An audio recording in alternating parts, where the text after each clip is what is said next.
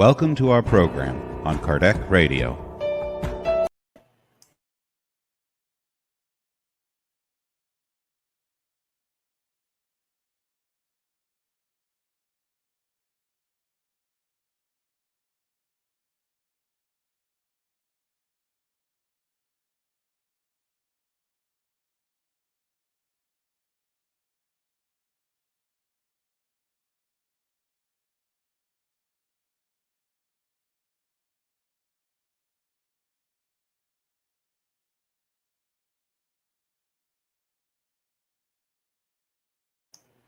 I mute myself. I'm really unbelievable today. I am today really unbelievable. Anyway, let's go back in time. Super happy to be here. So I am Angy Stewart from Mia InnerLight, and we are live on Kardec Radio.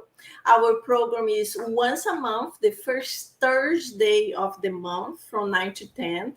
And we study two beautiful books. We study first this one, The Gospel According to Spiritism. And then the last 20 minutes, we studied this one, What is Spiritism? This is a much smaller book. And it's a book that not a lot of people know. So it's a relatively unknown. And it's really, really good book. It's a book that Kardec created as a summary of the whole doctrine. And he created in a very easy way, like questions, not questions and answers, like in the Spirit's book, but like a conversational way, like people going to him and asking him questions. So he took the most common questions asked and he put in the book and he answers it. So the first portion of the book is in this style. So it's great because we learn a lot with Kardec. So very happy to have you all here. I hope you put your water so the enlightened spirits will be able to bless it. And I would like to invite you now just to do a quick prayer so we can connect, we can relax and connect with the enlightened spirits that will help us to study, to understand, to ask questions, and to talk about the chapters we will be reading tonight. Okay? Dear God, our Mother and Father, thank you so much for another opportunity of being together, studying these beautiful books, understanding the beautiful Spiritist teachings, this philosophy that touches our hearts, that makes us to become a better person on a daily basis.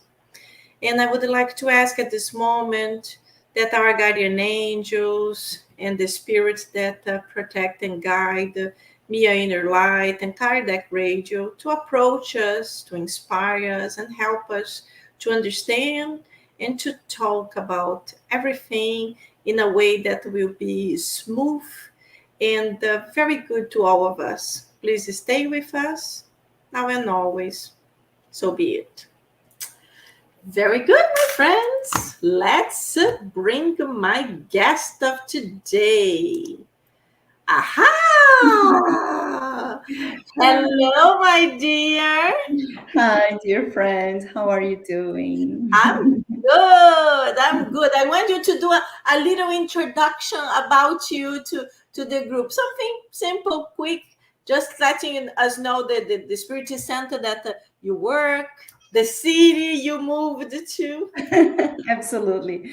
So my name is Christiane. Everybody call me Kiki. And I am Brazilian. I was born and raised in São Paulo. I moved to Sacramento, California 4 years ago when I met Bezerra Spiritual Healing Center, PSH, and I've been working with the group since then.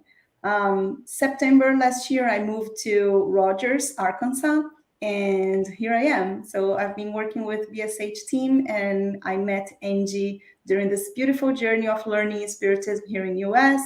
And I'm very happy to be here with you, friend. Very good. Yeah, just goes around, goes around. Absolutely. No, but as I always say, everything has a meaning. So maybe you went to Arkansas because, something is needing you there. Maybe you're going to open a little point of light, Yes, Spiritist studies, who knows? yeah, you know that on our meetings at BSH, we have people from Miami, now Arkansas, Colorado, Arizona, Vermont, and California. So we are all over the place. Wow. Yeah, no, it's amazing because the pandemic made us all to go online. Yep. Everybody went online, and it causes lots of difficulties, but it also opened so many doors and created so many bridges. So imagine when you would think your center would be constituted from people all over the place. Yes. And exactly. it's a great opportunity, Yeah. so we can continue. I always say that where there is a will, there is a way. So Absolutely. we want to do something, there is a way to be done. So that's Very well said. yeah. The point is, do we want to do it? That's the point. That's another point. But yes. That's that, once a mentor told us that the will is the strongest power and the prayer is the strongest resource. Yes. So, It's up to true. us. It's true. Beautiful. Very beautiful.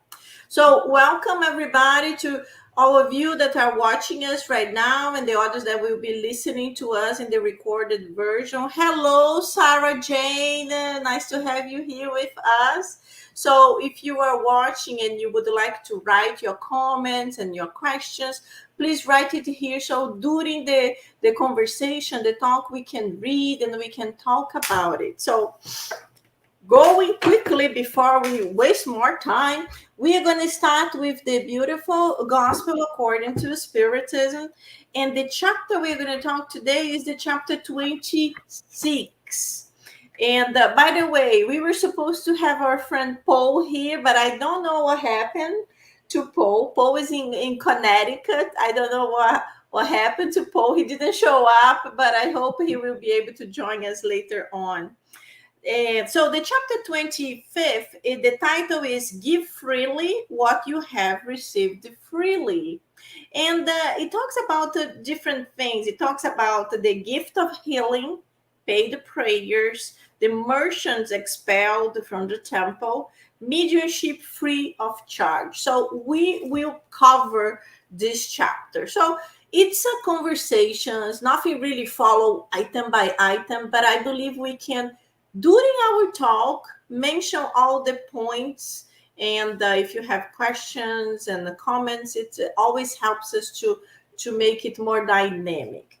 So I will just read the little bit of the beginning, and then we can start talking. This is a subject that I love to talk about, because before, I'm a medium. Just to, if nobody knows yet, I am a medium. I see that, people. That sounds very, very young, like kid. And when I was a teenager, in my understanding, I was not a spiritist. My family, they were Catholics. And in my understanding, why not to charge? Why not? If I have this gift, well, that's a good way to make some money. And when I thought that, I was very young. I was like 13 years old. So I can buy some ice cream. I can. But it is so good that we are able to access tools to understand why it is not good. Because when we don't have it, it's pretty normal to think like I was thinking. Because like, why not? What was the problem?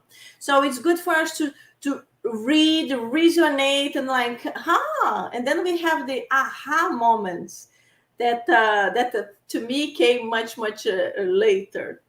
So the first point that I just want to start is number one. So it starts like this: restore health to the sick, raise the dead, heal lepers, and cast out demons. Give freely what you have received freely. And this is in Matthew. So this was Jesus telling the apostles when he was telling them, go, you can go and you can do the same things that I do. And this specific item is talking about mediumship. And it's so beautiful, so beautiful. But I talk too much. Nikki, what can we start talking? And then I add. Perfect. Yes. Sister, I also love this topic because it just reinforces to us that we are all endowed with the powers that God. We are endowed with the powers that we need for us to overcome anything that we need. So I think that when thinking about how we reincarnated, we should always remember that our perispirit is already bringing everything that we need for us to listen, to awake, and to accomplish our mission during this lifetime. So we do have everything inside of us. However, most of the time we neglect our intuition. We do not hear that voice telling us, Chris, wrong direction, wrong direction, or even through a dream, as we were speaking a little bit earlier. And then we have those people with that ability that understands better or have the mediumship more developed and open, then must support us to awake our divine senses. So this definitely is something that first we are all endowed with the power that we need for us to overcome our needs, our trials. If we have something that enables us to support our brothers and sisters, this is the I think that the first step. Jesus himself would very often say to those who were healed by him, he would say, your faith healed you. Mhm. Right? So he reminds us that we are co-creators with God. So if for whatever reason a medium starts just charging, there are a lot of things that we are going to discuss along the chapters, but definitely understanding what is our role and what is that we are looking for when we understand that we have that capacity. It's really important. And as you said, gladly now we have a lot of books that helps us to examine not only the types of mediumships that are available out there, but also the reason why this communicability with the spirits exists. Right? We know that communicate with the spirits is one of the five basic principles of the spiritism. And the reason why is for enlightenment and to support, to give us courage. So thinking about how we are going to use that mediumship to support our brothers and sisters is definitely something that does not come from us, right? Our earthly senses are too narrowed for us to be able to understand what's going on the spiritual life. So the more that we work for us to awake those divine senses, the better it's going to be for us to perceive the spiritual world, therefore help our brothers and sisters. Um, as we study, one of the most important mediumship that requires this moral development and clear understanding is the healing mediumship, right? When we know that there are mediums that have the ability to use the fluids from the universe, from the vital energy from nature, from God, alongside the spirits on high, to support our brothers and sisters that are suffering, that are looking for some type of healing. So I think the very first step is for us to understand what is our role when we have this type of mediumship, right? And even when we study the mediums book, because by the way, for those who are interested, there's this huge book that explains how to communicate with spirit. So again, some of us come with ostensive mediumship as Angy, and then she came with this skill developed. Some other people need to still awake that. But in this journey, we need to understand which are the implications of doing that. Why? What is the reason behind that capacity that we have to understand? Why do we want to develop this this type of mediumship, and what will require of our morals? Which are the discipline behind all of that development that we should be aware of? Yeah, and it's correct. As you said, the gift of healing. It's very good to people to understand that we are all mediums in a certain sense, but exactly as you mentioned, some of us, we are ostensive mediums. So it's not everybody that can see spirits everywhere, or sometimes, the majority of people see it like it's rare, or they feel they saw something, or they felt something. But regarding the healing, there are certain mediums that are ostensive, but they have these inner capacities from the physical body. Their physical body has already this extra level of energy. So they are mediums, and they can transfer this extra level from their own energies, and of course from the universe too, and that they can merge with, if they are spiritists, with the enlightened spirits, and they really have this extra capacity of doing healings. But it's important for us to know that we all have it in a much smaller level.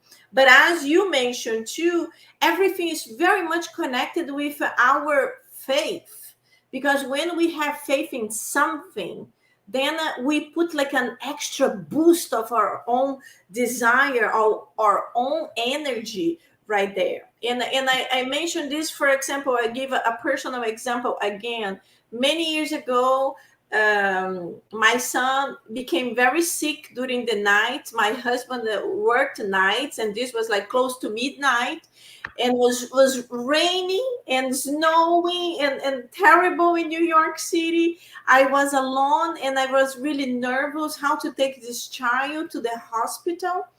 And I remember that he even told me, my son told me, in the time, I think he was like 10, I think. He said, "Mamãe, give me a passe." And I'm like, how? I didn't remember. We get like so crazy, like, oh, medication, what kind of medication? Nothing is working. And then my own son told me, give me a passe. And I'm like, wow. So I was awakened, like, woof. And then I gave him a passe, and I was doing a prayer that he could listen and connect. And during the prayer, I remember asking if it's possible for him to be healed, if he could remove from him whatever sickness was in him, that and he would be great. I finished the prayer, and immediately my son said, "I need to go to the bathroom." And immediately he that's good. Vomited everything, and then his fever came down, and boom, he was good. So when we tell this to people like, wow. But this is like it's within all of us. And who is the mother that doesn't want to help the son? So we all have that. But even being a spiritist for such a long time, I had to be reminded by my own son to give him a passe. That's like our natural medication for spiritists. Whoa, we have Paul here. Hello, my friend. I didn't realize I was with you tonight. I apologize. I told the Kiki, I'm like, I think he forgot. Kiki, I apologize to leave you all No, alone with that's Angie. that's totally fine. We are glad that you arrived. Good. You arrived just in time. Oh my We had God. to finish the first part. You're not gonna escape. There's always something weird happening when I'm on your show. Yeah, no, Kiki, there was another time that he was with us and he remembered, but then the light in the whole neighborhood disappeared. Oh So my. very funny because Paul only had the light of his laptop of the cell. The phone. So I got the phone. everything was black, and it was very funny because we could see Paul like a ghost, like. It was a truly spiritist session. Yes. The reflection of light off of my bald head. That was my light. Oh my goodness, that's very funny, but I'm glad you're here. That's awesome. So we just spoke about the first portion. So we were talking about the gift of healing. So we are continuing. I have so many other things you can contribute, Paul. Don't worry. Kiki, what you want to say? Yeah, no, I just wanted to piggyback on the example that you just brought. That you had a situation that your son was there. He was in need of some support, and you were there without resource, and you needed to do something. And then I'm pretty sure that your mentor was working with yourself and your son, but your son could understand what the mentor was saying because you were so agitated, and then you put yourself into the will of God. Mm-hmm. And I think that this is very important thing, that we acknowledge that we need support. We are here as messengers of God, as workers of God, and you put yourself, like you kneel, and then you are humble and say, God, please help me. If I do have the ability to do something for my son, please allow me to. And then that love that you bring into that moment, and then the energy that you are able to manipulate, and your ability on mediumship, everything married perfectly. And this is another reason why we cannot charge, because how would we charge a request for God? Mm-hmm. We are an intermediary, so we are not in the position of making charge or something, that we are not the source. We are the mediums. That's the reason why we are called mediums, because we are the intermediary between God and the matter. And Chico Xavier used to say something, that when a mom prays for a son, she just kicks out all the doors of heaven, right? There is no way that a mother's prayer is not going to be listened. So this was a great example of how important it is that we acknowledge what is the role that we have once we are mediums, especially with healing. And not only for us as mediums, but also for us as askers. So if we are asking for heal, we remember we are co-creators with God. So if I am shut and I go to Angie, that has the best ability to support me, if I am shut, not even her will be able to help me. Yes. And that's important, that we understand, again, what is the role that we want to play, that we need to play when we are in a situation like that. Exactly. Yes, a lot of people that they don't know passes, for example, the healing energy, to the ones who don't know, it's a healing imposition of the hands that spiritists do. And it's supposedly to remove any kind of negativity you have and transfer positive energy from the enlightened spirit and also from the medium himself or herself. But then people ask me, so it really works? And I always say it starts within you. Because if you go there and if you sit there to receive passes, for example, and you are in your mind, oh, I don't know what I'm doing here. This is such a waste of my time. What I'm doing. These silly people are going to pass their hands in my face. So this person is actually constructing a wall. Is constructing a wall and is going to kind of impede, it's not going to allow this energy to be transferred. So I always tell people, listen, even if you do not believe, go with an open mind.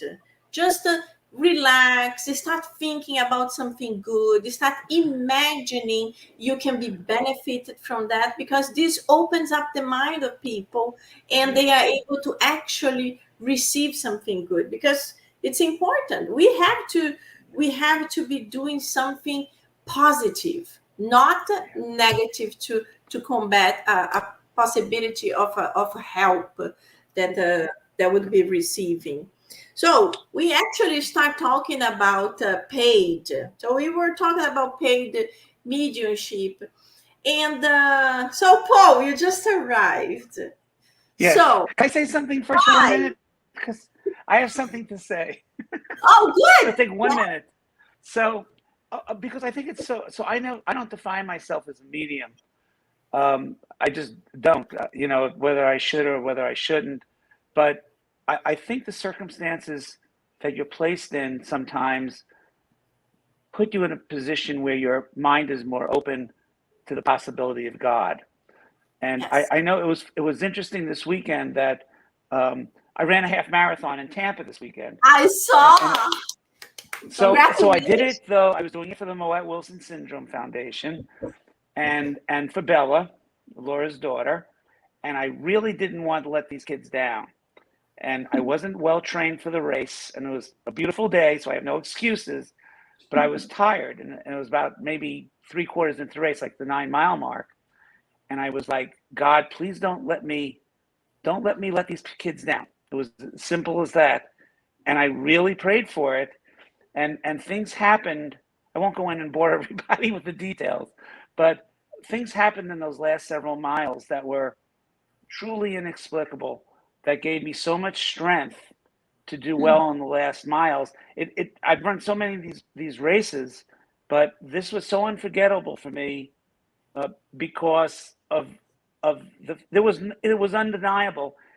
No matter how your faith was, how strong or not it was, I can never again look back and not realize that was divine help. There was no way that wasn't, and it was because it's exactly what you guys were saying. It was because I was open to the help.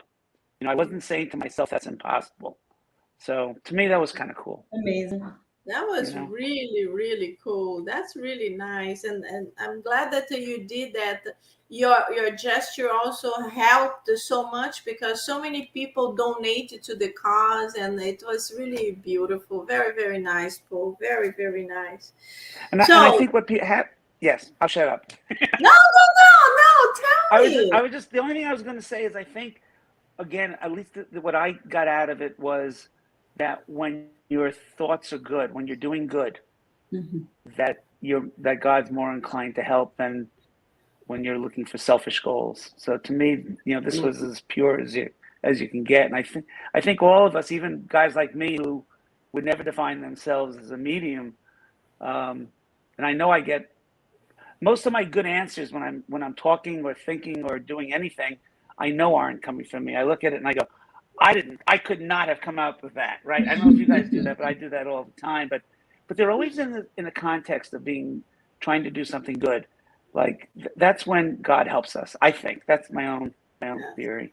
When our heart's in the right place. Yes, it is true, and it's so beautiful. Like every time we help others, we receive so much back. It's amazing. We do one thing, we feel happy about it, but then we receive so much more. It's like I always tell people, my goodness, help others, because you will receive so much help that you have no idea. The first thing is when we help others, sometimes we have problems, and a lot of people come to me, I don't help because I'm so full of problems, I can't do this.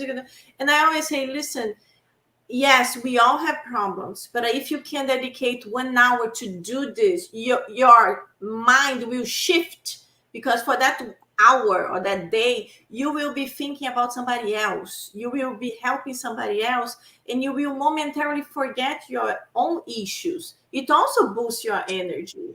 It's all it's good to see that you were able to do something to bring someone to a smile. So yes, it's so Without nice. charity, there is no salvation, right? Yes, Yes. exactly. Yeah. And I got now to both of you. You kind of already explained, but why paid prayers do not work?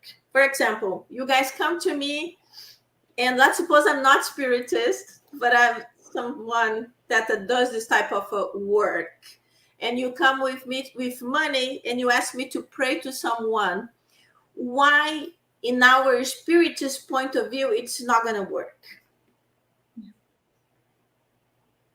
Paul, you wanna start? You want me to start? I think you should start because you know more than me. Oh no, I definitely don't. No, you should start. Ladies first. Okay, thank you. So I think that the first thing is understand what is the prayer, right? So when we read the gospel, when we read all the books that we understand in spiritism, there is no length, there's no right length of prayer. So why do we have to have more words or less words? And that's exactly what the chapter tells us. The prayer is something that comes from the heart. It doesn't come from, there is no right or wrong. Yes. It is what we are feeling, what we are in need. It is our intimate moment with God. And then again, we are just, when we pray for someone, it is a charitable thing. We are doing charity. How come could we charge for a charity? There's, I mean, those are those doesn't, I mean, those are not the same thing. But most importantly, because when we pray, we are again manipulating our energy, our love to someone. We cannot charge that. It's not chargeable. And if we do, then there are other interests behind that charging that are not the purity of the heart. So if someone is charging, the reason why the person is praying is not of the heart, is what the money is, because of the money. Therefore, the intensity of the prayer, the energy that the person is putting into prayer, is not going to be realistic. And the other thing is that the spirits that contribute to that type of prayer or that type of energy might also not be what's the word that I'm looking for? Might not be committed to the truth. Mm-hmm. So it is the thing that you don't know, it can work, but it cannot. And it's something that if someone is waiting for a spirit manifestation to support on that prayer, it's not theirs. Yes. So definitely prayer shouldn't be charged at all. Exactly. In our center, for example, we have a day dedicated to the irradiation of energy, or prayer circle. So a lot of people come to me and they say, "Oh, I'm not feeling good. Can you pray for me?" We don't charge anything. Everything is free. But I always tell everybody, yes, I can pray for you, but it will be much more intense if you pray with us together, because then you are participating. That's exactly the wall that I mentioned. Is slightly different, but it's like you are putting an effort. It's not that you are taking this package and giving to someone and that person will work that problem. No, you are part of it. The same thing when people come and say, "Oh, I have a friend in another country who is going through all kinds of issues. If I send his name, can you pray for him?" The same exactly thing. Yes, I will be putting my love, our group will be putting the energy, but it would be much more intense if this person who is the bridge, who is the medium to the one that we don't even know, to pray with us, or if this person contacts the friend and say, "Listen, on Tuesdays from 9 to 10, people will be praying for you. Would it be good if you could pray together?" We even have like some guidelines to help this person, because then we are putting together the energy, and it's much more intense. So the healing, it's really, it works because it's like the person is fully participating. The person needs to be committed to do this, because it's like a treatment, not one day, it's a month. So yes, when we do something to help others, and we are not a doctor, we should do it for free. Everything in Spiritism should be free, and people have to understand. Sometimes it's difficult because in America, for example, most of the things are charged, and when it's free, a lot of people think, oh, this probably is not something good because it's free. Who is going to do it for free? So we even have to explain why. And a lot of people know Reiki, and they say, if this is Reiki and Reiki is expensive, why do you do it for free? So it's important for us to explain our point of view, even if the others, they're doing their job, they don't understand exactly like we do, and it's fine. But in Spiritism, no, we understand that you received it for free, and then we should give it for free. And when we talk about it, let's jump already to mediumship paid. The time flies. I see the timer here. So mediumship paid. So why we shouldn't do? Paul, before you arrived here, I was telling Kiki and everybody else that I'm a medium, and I was always a medium, and in that time I was not Spiritist. I was Catholic. I was a teenager, 13 years old, but I had the ability of doing, anything I did, I had a quick answer. So I did anything. I read palms, I played tarot cards, I looked at crystal balls, anything. And I thought at 13, I was like, wow, I'm the maximum. I know how to do all this. I don't even study books. And with the time, I started paying attention, that I started listening to voices telling me. And without those voices, I couldn't do anything because I didn't know what to do.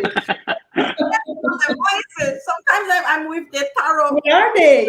Yeah, I'm just like, okay, what's going on? Not dialing the right number. Exactly. It's like, whoops, there is a problem.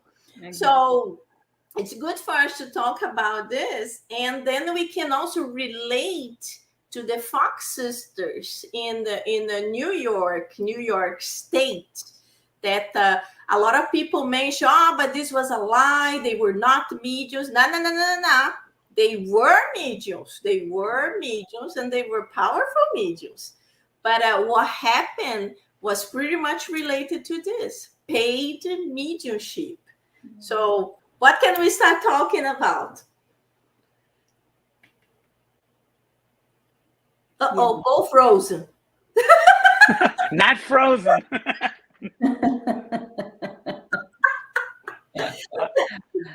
Yeah. On the issue of paid mediumship.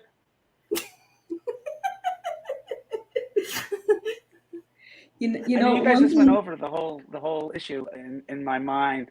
That I think whether they're mediums or not, when it's paid, it loses. I think it loses credibility, is what I think it does. That people think that it's not genuine, so other people won't do it, first of all, and won't accept it as real, especially people who don't have a Spiritist background. So I think that's one issue. And then again, what both you and Kiki were saying, which I totally believe, is that in a paid situation, it's much more difficult. When I go to a center and I have a problem and I pray because something's wrong, I know everybody is on my side. I know everybody is caring for me and caring for my family, let's say. So it makes my prayer easier and better. And I feel that it's going to happen, that my message at least is going to get through. When it's I can just see in a paid situation that I would think that the whole thing was very artificial in a lot of ways. and I don't think would be nearly as effective. And I know just on a personal level, when I pray, and I love to pray, I've gotten really into doing it on a general basis. But there are days you come home from work and you are pooped, or in the morning you wake up and you have a million things that are already on your brain before you even got out of bed. And on those days, I'll start a prayer and I'll realize that it's not from the heart. It's just like I'm saying the same words that I said the day before, and I'll stop. I literally stop. And I say, let's try that again. Because I know the first one didn't get through anyway. And then I get back to the place where it's in my heart, and if I say, I'm hoping that my kids are okay, it's because I'm hoping my kids are okay, not because I'm going through a ritual. So I think it's difficult. I think the Fox sisters had a role. I mean, like everything else, there's a historical value to it. And do I think it all happens that's meant to be? Definitely. So it's not that I think that it's a bad thing. I just don't think, I think it's had its purpose in terms of exposing the population to a lot of Spiritist Spiritist events. It's given it more credibility in that regard.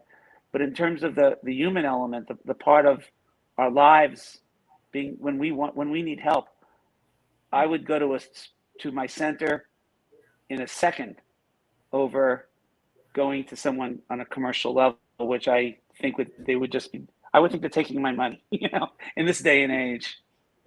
Yeah, I don't know if I answered the question. Exactly like you mentioned, the Fox sisters, and in more or less the same time, the turning table in Europe, they happened with a purpose, was to show people there is much more life than what we can see with our eyes. But what I mentioned, the Fox sisters too, is that they themselves, after few years, with their mediumship developed and doing it, they start like, we don't know, maybe not just because they wanted that, but maybe because the media made that to happen. So they start renting these gigantic places with thousands of people that paid to go to see them to perform. And I read many of the biographies written about them. And in one of them, it shows one of the sisters telling the other one, when they are in the stadium, in the stage, it's starting, and telling the other sister, I don't see the spirit. And the sister said, fake it. Because they had to fake it. Because they have all thousands of people paid to see them doing something, and suddenly they are going to say, oh, I'm sorry, the spirits are not here and we can't do anything. And this actually happened later on, and they throw lots of things on them, and that's when all the turmoil happened. And it's a very, very interesting story. We can do a whole podcast about it. But this is one of the main things. If you are paid to do something, you are obligated to perform. And with spirits, we can't say, okay, I was paid, now where are you? You have to help me do something. Absolutely. You can't do it. And as Kiki mentioned before, the more enlightened spirits, they're not going to help this type of behavior. Yeah. They are there to help others. They are there to help you to spread goodness to others. And that's why in Spiritism, we learn that we have to have our own job so we can survive from our own hard work. And the mediumship or the gift of healing or anything that we received from God, because it came in this incarnation, we should give it for free. We should exercise our charitable side and give it for free. And even like that, Paul, a lot of people don't give credibility. Imagine how difficult it was in the time of Kardec. We are in 2022, and it is still so difficult to people to understand that the physical body died, but the spirit is alive. A lot of people don't believe that. Imagine at the time of Kardec. So it's tough. Kiki, you can say something now. No, I just want to add. I think that I want to add two things. One is if we are looking for heal, first of all, it should be really important that we understand what does it mean to look for healing in a spiritist center. Because just go there out of curiosity or just out of, they say that it works, so I'm going there. This is not going to maximize the opportunity. Just like Angy was saying, while you are there, if you are not contributing, I mean, you created a shield. So really go understand that. And as you study, we all see that it's all related to the fluids that we attract, the fluids that we emanate. So the healer, the medium, is helping us to receive purified fluids for us to manifest them in our body. Of course, that we want, if we are looking for healing, we want to receive purified fluids. However, if the medium is not a medium with a good moral development, the type of fluid that this medium is going to receive is not a purified one. And this is exactly what is going to go into your body. So you must know who you are looking for to support you with that healing. So this is one thing. And as Angy was saying, if the healer is being paid, it is required to perform. And this performance is not only by the healer itself, unless it's a magnetizer. Magnetizer is another thing. And the magnetizer use only the personal fluids. It's not requiring the presence of the spirits on high. But if you are in a spiritist center and you are looking for healing, then this medium is going to inevitably use the spirits on high. So this is one thing. Be careful with the type of healers that we are looking for. And then the second thing is the psych readers, for instance, as Angy was mentioning when she was a child. Of course, you were not doing that with bad intention. But as we study, we unveil who are the ones that are giving us the guidance and the advices. And that spirit might not be committed to the truth. When we are looking for an advice, we are looking for things that we want to hear or things that we need to hear. You know what I'm saying? There are some times that we go and look for something and the answer doesn't come. And why is that? Because that's not the way that the answer should come to you. So it's not by changing psych reader that you're going to get the answer that you need. You might hear the answer that you're looking for, not necessarily the answer that you need. So that's also another thing that I just wanted to mention, that we should be careful with paid mediumship. Yes. No, it's true. And, people say, oh, but in America, this is very common. Every corner, we see some kind of thing saying, oh, I tell you, I attract your love. Your love in 10 days. I can do this, I can do that. And I'm like, wow, if it was easy like that, everybody would. I don't commit to keep you with your love, but I can attract someone to you. That's on you. Yeah, it's like yeah, no, it's not like that. And in spiritism, everything is much more serious. Everything's more thoughtful. And what is the purpose of it? Everything has to have a purpose, and the purpose has to be good. So it's good for us to understand. So when someone comes to you, but I saw something in the corner there, if I can go there, she sees my future, you can't see my future. And then we explain, listen, maybe it's cheap, but do you want to lose $50? Because what she's going to tell you probably is not the truth. It's not something that's going to happen. And another thing, why do you need this? Just because of curiosity? So it's much better you start using yourself with prayers and with meditation. Because when we do meditation, we start opening our senses to be able to listen and to understand things that when we are in our crazy day, like Paul was saying, you wake up, you're so busy, you have to do so many things. It's really good for us to calm down with a prayer. And a friend of mine mentioned that when we pray, we are talking to God.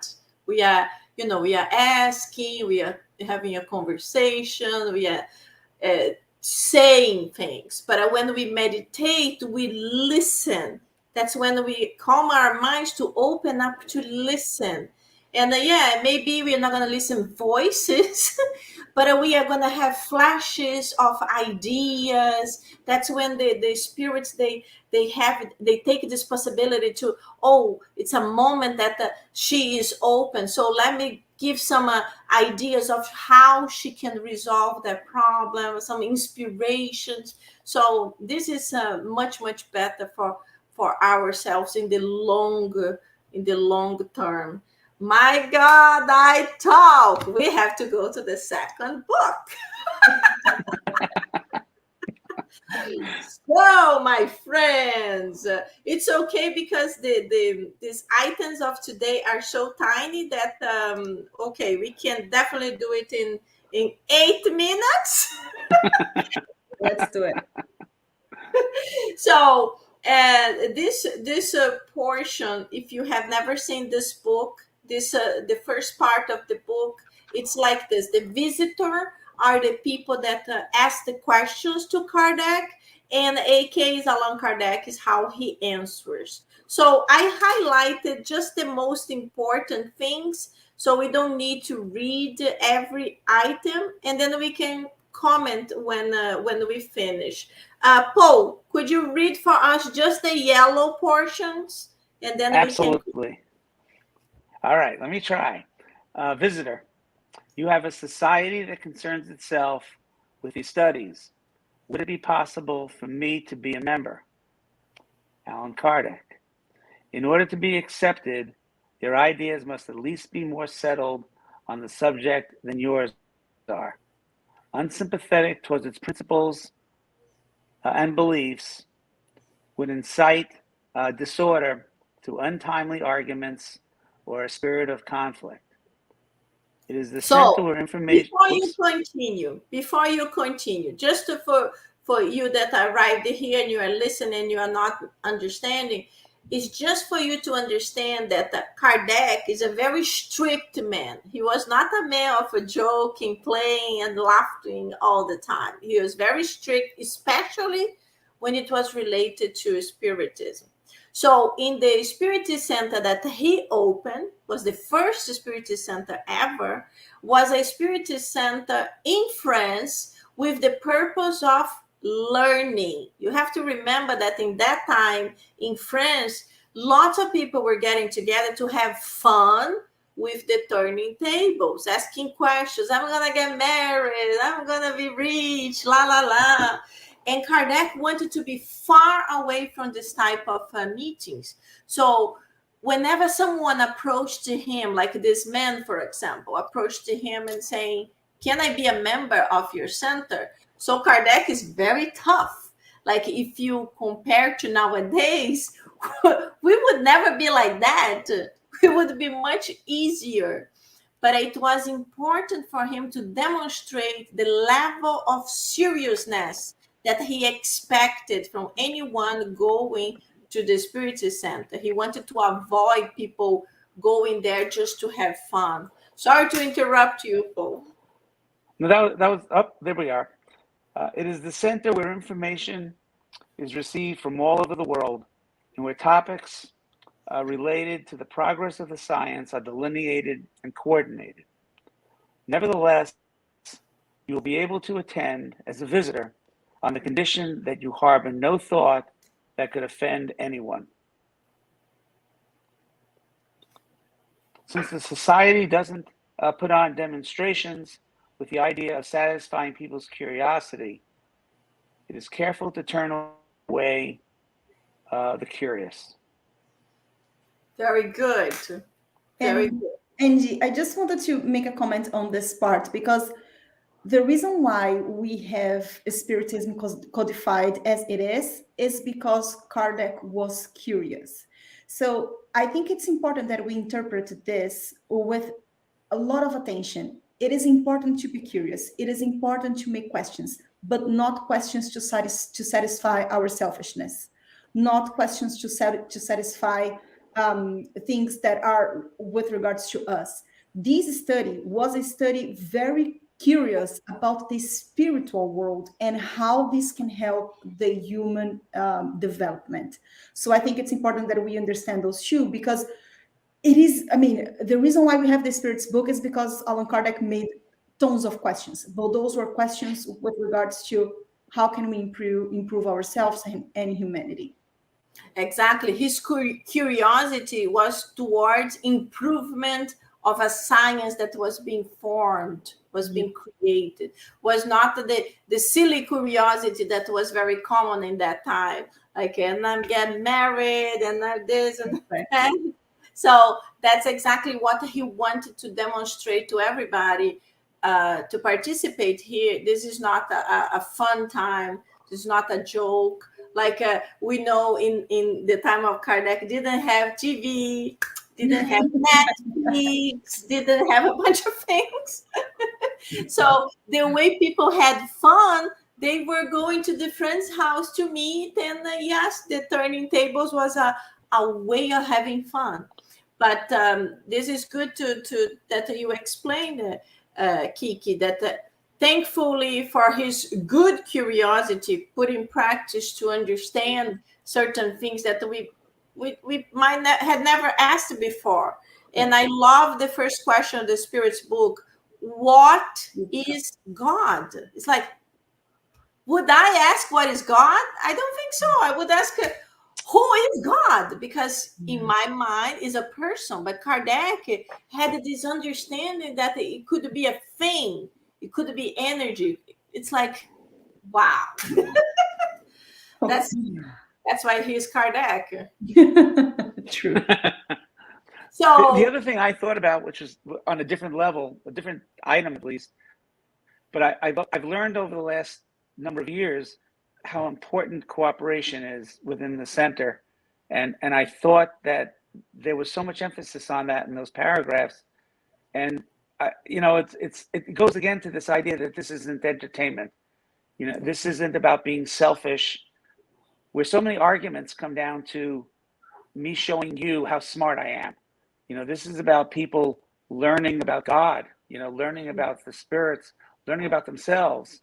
And I again, I don't want to go through war stories, but there's so many situations that I've now come up where I've seen the value of cooperation, that the argumentation is, it's almost entertainment in its own way. And that's not what Kardec was after. yes. Absolutely. Very good. So the last portion, Kiki, could you read for us? Yeah, sure. So the prohibition against Spiritism. Visitor asks, Spiritism has powerful enemies. Couldn't they prohibit its practice and its societies and thereby stop its spread? Allan Kardec answers, if Spiritism is a passing fancy, it will fall by itself without anyone having to go to so much trouble.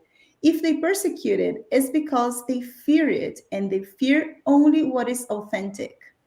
If spirit manifestations were the privilege of one individual, there is no doubt that if that individual were gotten out of the way, it would put an end to the manifestations. And this reinforces what Paul just said, right? Yes. Therefore, since anyone may be a medium who could prevent a family in their home from communicating with the spirits, there is not a single country where there are no mediums. Spiritism's source is not to be found among humans. It is the work of the spirits who can neither be burned nor put in prison. Spiritism is an assured fact. Those who do not appreciate it must be prepared to see it all around them, even though they are perfectly free not to accept it. Very good. I know that sometimes the sentences don't make much sense, But in this portion here, when he is talking, where was it? It's here. So the person asks, the question is, Spiritism has powerful enemies. Couldn't they prohibit the practice and its societies and thereby stop this spread? So yes, Spiritism had the powerful enemies, but Kardec is starts explaining about the mediumship. The mediumship is everywhere, not just in France, but in any country, in any families. It's all over the place. And it's not something that you can stop by putting people in prison, because you put some in prison, there will be others. And he also talked about the burning of the books, like who can neither be burned nor put in prison. And we know that the Act of Barcelona from 1866, where they burned hundreds of his books. But as we also know, the books were burned, people got very curious, and everybody wanted to buy a book to understand why they were burned. So it actually brought more attention to Spiritism. So Kardec is also mentioning this. Yes, Spiritism has enemies, but the light will always come. And as I was talking to Kiki, like whenever we want something, Paul, me especially, whenever I want something for yesterday. I have no patience. I get like in that. But we have to understand that everything happens in the moment that's the best moment. Imagine if Kardec got very concerned when his books were burned. He was sending those. First of all, the books, they entered in Spain legally, and they were burned. So he's like, in that time when producing a book was so expensive. Nowadays it's not like that. In that time was very difficult, and all those books were burned. So he got really concerned and like, how we're going to do. But then the spirits came and told him, calm down, things happen for a reason, you don't know yet, but everything will be fine. And yes, so later on we understood that it was actually something very positive to Spiritism, because people got so curious. So in this point here, what are your final words for both of you? So nowadays, Spiritism still has powerful enemies, and how can we fight them in a positive way? I think that there is a statement from St. Francis of Assisi that summarizes everything, that preach the gospel all the time, use words when necessary. And I think that that's very powerful, because if we do want to spread the word of Spiritism and the Christian words of Spiritism, there is nothing better than leave the example. Yeah. Because the second statement that I would like to bring from Chico Xavier is that the most important thing that we learn in our life, or we teach in this life, is to do the good. Because eventually all of us will understand Spiritism. At some point we will see, we will leave this body, and then we will awake and we'll say, oh yeah, that was true. Like, what's the point of it? We don't have to preach Spiritism, but we do have the duty to support our brothers and sisters to understand that without charity there is no salvation. So that's how I believe. Yeah, I'm not going to say anything very different, quite frankly, but I mean, it's so great, I think is the answer. Just trust the process, trust in God, be a good example. I mean, I can't, we're not, I want so badly to get more English-speaking people, for example, involved in Spiritism, but I don't think it's by selling. I think it's by being a good person and caring and just doing the best you can all the time. And again, trust the process, trust in God, trust in yourself, and just do the best you can, and always serve. The more you serve, the better you feel. And I think the more chance they have of people saying, boy, these people they look like they're doing something good. I'd like to know more about it. So I think that's really what it comes down to. Set a good example, be kind, and love as many people as you can. Exactly. No, you're both totally right. And, we can't impose our beliefs to anyone. And we can't, the same way that we shouldn't fight about the religion. No way, because God is one, and God is not worried that how we called him. So we can call Rosinha, and totally fine with it. So it's our limitations. And we are being kids, we fight. We fight. No, my God, your God, his God is only one. Doesn't matter if you call Rosinha or whatever.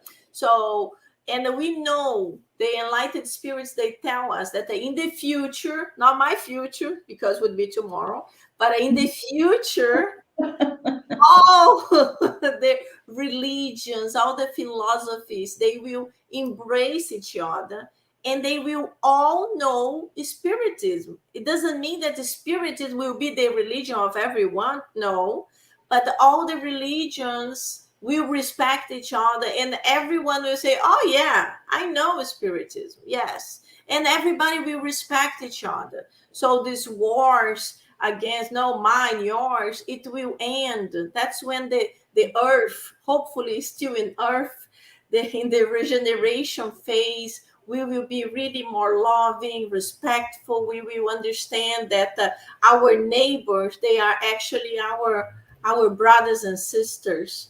And talking about it, we come to what is happening nowadays with this war in Ukraine.